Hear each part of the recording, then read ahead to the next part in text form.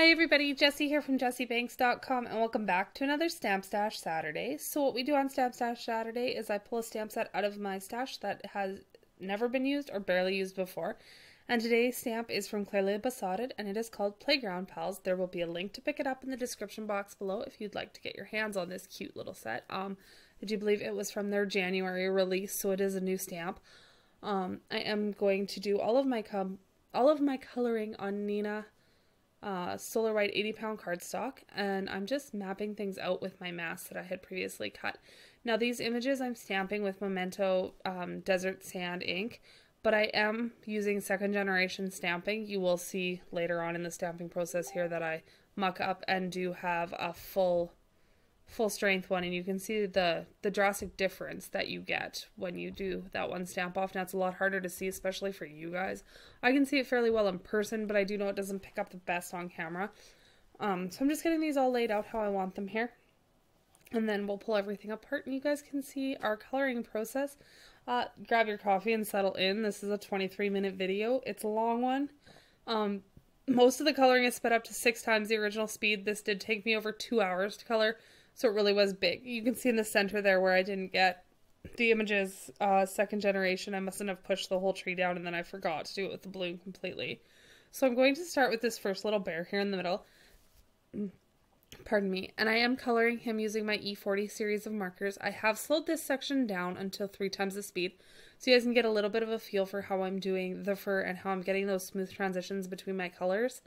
But I didn't want to leave everything that slow or we were going to be here for a week. And ain't nobody want to listen to me babble on for a week. I don't want to babble on for a week. Never mind that. So, yeah, we're just going to start here. So we're going in with our darkest color and I'm adding in my,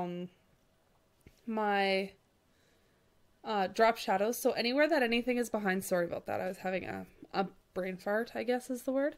Where the slide is in front of the bear, it creates a shadow. Where the feet are in front of the body, it creates a shadow. And of course his little muzzle creates a bit of a drop shadow on his face. So I'm adding all of those in and then I'm blending them out with the E44 here. And I decided not to make that arm that's coming in. I don't know if you guys can see the stamped lines very well. Depends on how big you have this blown up on your computer screen. But I didn't want to do that with the darkest color, so I did it with the next one, simply just so that that shadow wasn't as harsh. I don't know. It felt right to me, so that's the way we did it. So when I do all of my coloring here, I am making sure that I go over top of those darker colors with my lighter colors in order to get that smooth transition between them all. So it does create a little bit of an issue with this. Like I don't normally add 2 layers of color, but when I'm doing things like fur like this, when I go in with my lightest color, it's going to wash back those colors so much that I am going to go in and add a little bit more of our darker colors just to give me some real smooth transitions and still that depth in that shadowed area so that it doesn't look quite as washed out. I'm going to have to pause this for a moment and get a sip of water because my voice is going really, really funny, but I want to finish this bear first. Anyway, Jessie, talk. Don't think and talk because when you think out loud, things get awkward. So this is where I'm going in and adding in those darker shadows again just to give that a little bit more depth. And now the cat's going to decide to play. He doesn't play all day until I start talking to you guys because apparently he thinks that I'm telling him to chase things around the dining room. Blending those all back out and then we will be done with him momentarily here. I do not, I have to do his muzzle and his feet yet, but I don't add back in the eyes and the nose and the mouth and all of that until the very end. So these guys look really funny through this entire video because they're the first things I colored and they have no faces. Well, while you guys are watching this, they have no faces for the next like 20 minutes. You guys get to stare at these things that kind of look like weird bums. But I promise I put their eyeballs back at the end. So I'm just doing the same thing for the muzzle and for his feet. I did add the E47 into his feet, but I did not add it into his muzzle because that line was already there to do the cat shadow. I just didn't see the point in trying to blend it both ways. I thought it would look funny. So now we're cranking this up to 6 times the speed and we're going to continue on with coloring the rest of the bears. It's the same process over and over again. So we're just going to work through all of these guys. So pardon the noise of the cat in the background still, because he's having a heyday. He's got one of those little pink ties, because I buy 2% milk, that go around the top of the 4-liter jug of milk. So he's chasing it around the house, and apparently he's having a heyday. And I really hope that this is not going to be too loud in the background, or he's going to be fired. And I will have to take it away. So we're going to end up putting 2 coats on these guys as well, and that'll give us that nice smooth transition between all of the all of the fur colors. You can see the difference between the first one and the second one there when I pulled my hand away, and how much difference putting this second layer of like the 43, 42, and 41 on actually makes. I'm not going all the way back to the darkest. I'm just going part way just to give me that little bit of extra oomph, I guess, because I don't know what word to use. So we'll use noises. That's new for my channel. We're now going to explain things with noises, guys. This should be fun. Finishing in his feet and his muzzle, and then moving on to the next part. So my son has spent the last... We're going to talk now for a minute, because we're just going to color another bear here. My son has spent the last week with his great-grandmother at her house. He has successfully come home with cookies, bread, banana bread, poppy seed bread. It's like every day he goes, he asks for something new. So Grandma bakes all day for him. Caleb. But on a plus note, he's learned about curling because Grandma watched curling at the Olympics all week. So Caleb got to learn about curling. He still does not think that is a very exciting sport, but he understands it, kind of. Kind of. They throw that rock. In Caleb's terms, they push the rock down the ice, but you can't just push it. You have to glide with it so that you release it smoothly, so that the 2 guys chasing the rock down the ice can go ham with the brushes. That is a direct quote on how you play curling from my 8-year-old. And then I said, so what's the ultimate goal? He goes, get it as close to the center on the other side of the rink as possible. Mom, you should know that. I'm like, I do know that, but I wanted to know if you knew that. So that was his entertainment, was curling for the last week. So I think he's pretty happy that, as much as he loves hanging out with great grandma, it just gets to the point, especially in the wintertime when he can't go outside, that enough's enough and he's ready for the week to be over. So he was definitely ready for the week to be over. Besides that, next week they go snowboarding and tubing and stuff with school on Monday. So he's pretty pumped for that too, that he gets to go have a blast on Monday and doesn't have to hang out at school. He gets to go have fun for a day instead of doing classwork. And I mean, that's always exciting when you're 8 and in grade 2. So we're going to go through now and work on our slide. I jump around and do a few pieces. I don't do the actual slide itself until near to the end because it's red, and reds can be disastrous if you touch them with other colors. So I just left it for the end instead of doing it right away. So I'm going in, and again I'm putting those shadows on the same side as the bear. So we're putting them off to my left because I'm right-handed, so I'm coloring with my right hand. So the left of the page is getting the dark, and then of course the bottom side of the rungs of the steps. I know I'm already on the swing and I'm talking about that. I have this sped up. I'm sorry. If you need to slow it down, definitely do that, although I'm probably going to sound absolutely ridiculous in slow motion, so mute me at the same time. Now I'm going in and I'm using purple, and I'm adding in again those shadows on the same side, so it's on the left hand side of everything and then the bottom. And I started off with that 09, and now I'm going in with the 06, and I'm just blending that out and working it together. I do find when I use this color combination, which is probably my favorite purple, that I have to go back in and put a second coat of the 6, 5, and the 01. I don't do the 09 again, just to get that blend from the 9 to the 6. I find it's a big jump, and I should probably do the tip-to-tip technique where you touch them together, but I'm too lazy, so I color it twice, which makes absolutely no sense because it would be faster if I would do it the other way. I know, but I like to be difficult. I can't help myself. So this is where we're going in, and I'm adding that second coat of color just to make sure that I have a little bit more smooth blending through everything in here. I love how this card turns out at the end, you guys. You've seen it because it will be the thumbnail for this video, even though I haven't taken the photo yet, but it will be. I will get there once I'm done the voiceover. Now we're going to do this bottom of the swing and those top pieces that wrap around that hold the strings in orange. So I start with some YRs, and I do finish it off with a yellow. I just find that it makes it pop a little bit. And I really like to add that little bit of yellow in. It does pick up the oranges, so it all kind of blends together. They're in a similar color family. I mean, red and yellow make orange, so. Now we're going to work on our bottom piece of the merry-go-round. I love merry-go-rounds. They're so much fun, you guys. So I'm making him nice and pink. Well, it's like that pinky purple. This is one of my favorite Copic combinations. I use this color combo all the time. Sometimes I add in the 19, sometimes I add in the 10, but a lot of the time it's just this 17, 14, 13, and 11 that I put in there. And I'm just taking my time and I'm following those stamped lines and I'm looking really close at the image to make sure I'm seeing them all and I'm figuring it out so that I'm not putting purple where I'm going to want the sky later, because that just ain't going to happen, because I ain't going to be able, well, it's not purple, it's pink. But I ain't going to be, holy, let's speak properly.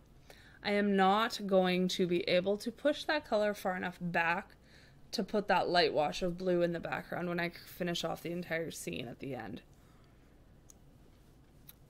So we're just going to keep blending and blending and blending. Lots of blending in this one. I didn't come back into this image with colored pencils or anything at the end like I did on the one on Thursday. That was the MFT one. I'll put that link at the little eye thing up on the right hand side of the screen here. But that one I mixed both mediums together. This one is strictly Copic's, aside from at the end I do the eyes and the snout and the little strings on the balloon and the strings on the swing with my colored pencils. Boy, I'm happy I don't have anybody that like stands outside and watches me, because when I'm doing voiceovers, I'm actually like having a conversation with you guys. I talk with my hands and I'm flailing things all over the place, and people would think I'm absolutely ridiculous if they could see the way I looked when I do voiceovers. Thankfully, I don't sit in front of the camera. You guys just get to see my hands. And my Star Wars Band-Aid, because I cut my finger open a couple days ago and it's still too sore to take it off. So we're doing some navy blue here for our little rungs on our merry-go-round. And again, it's the same process. I am kind of making the light source be right in between those two bears. Like the bear on the merry-go-round and the bear in the center. So I kind of have that shading, the dark spots on the left-hand side on the bear on the swing and the slide, and on the right-hand side on the bear on the merry-go-round, just to kind of give it a little bit of not having all the light coming from one way that it has to disperse, and it's more of a scene that the sun's overhead type of a deal. I hope that makes sense. I hope that makes sense.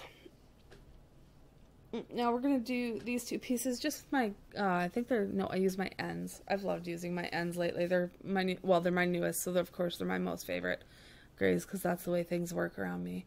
Now we're going to go in and start on this red. Instead of doing the entire slide with the dark and then the medium and the light, I am going to break it up into 3 pieces, just because I find sometimes reds can be a little more difficult to blend. And if you leave them too long to start drying out in your paper in between going over them with the other color to blend them together, they can be a real pain in the hiney. So if I keep them in smaller pieces like this, I find it a lot easier to get those smooth transitions and those colors without having to fight so hard and ending up with like the sticky Copic mess, you know, when your markers look all shiny and then you pick them up and there's white splotches in between because they were just a mess. Yeah. I don't want to deal with that, because I am not starting this over, and if I do something like that, this is just going in the trash, and this video would have never been seen. So we just don't risk that kind of stuff. I had 2 hours and 4 minutes of footage for this video, and then I realized that there was 2 clips that I didn't put in. So it ended up being like 2 hours and 20 minutes of footage that I've brought down into like a 24-minute video. So props to me for speeding it up enough, I guess, because that's really what I did.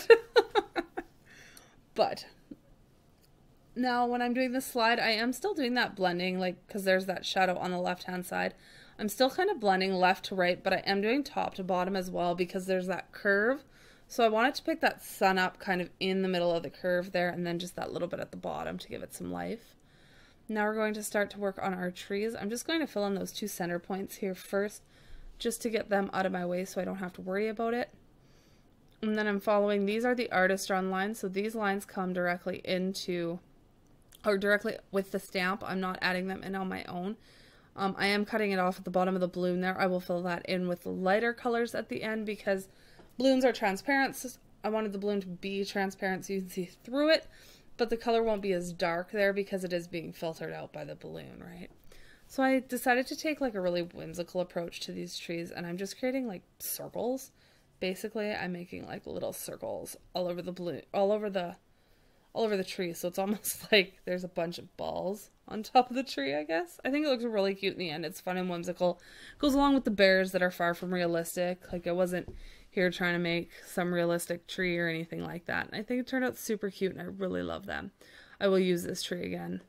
I'm hopefully going to do a card coming up in the future where I take like 5 stamp sets and create a giant scene with them. And I'm just going to take bits and pieces from all of them. And it would be super fun to be able to start mixing a bunch of my stamps together like that. I have so many. And I know people get upset because it's a lot of stamps and stuff, and if you don't have them all. But you can find something that's very, very similar in your stash, I'm sure. And it's fun for me to be able to use all of my stuff that I've gathered up over the years of ridiculousness. Ridiculousness. And ain't nobody need as many stamps as I have, but that's alright.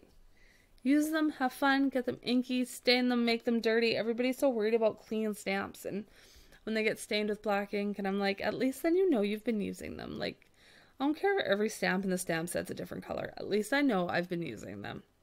And it's hard to tell now because I've been doing so much no lines lately that the desert sand doesn't stain the inks, stain the stamps, stain the inks. Jess-c. It's way past my bedtime, you guys. It's almost 11 o'clock at night. But that desert sand ink does not stain the stamp, so you can't even tell if I've used them or not. So I always have to go back and search on my blog and see if I've posted anything with that stamp set. If you're ever looking for like a stamp set in particular on my blog that I've used, or stuff by a certain company or anything like that, I put lots and lots of tags in on my blog. And if you just go to the search bar it'll be on the right hand side of your screen, I guess. Well, when you look at it, it's the right. So, but there's a search bar and you can just type in like the stamp set to see if I've used it or if you know that I've used it, or the company if you want to see if I've made anything or what I've made using their stamps. So like you go in and once you guys see this, type in clearly Besotted a month down the road. Ooh, I hit the table. I hope that wasn't too loud. I'm sorry. And it would pull up this card and video and everything on my blog. So you guys can find things super easy. My blog will be linked in the description box below. And I do believe I already said I would link the stamp set down there as well. So you can find all of that stuff. There's lots of fun information. So we're going to get on shortly here. I got the balloons, which I'm going to do now, and then the trees themselves. And then I'm going to get into the background, and I did an entire scene. I'm on the Greeting Farm design team with Amy Young, and that woman is like amazing at scenes. I'll put her blog in the description box below. If you have not seen Amy's cards, I am not kidding you guys. Go check out Amy's blog. That woman, I tell her markers are magic.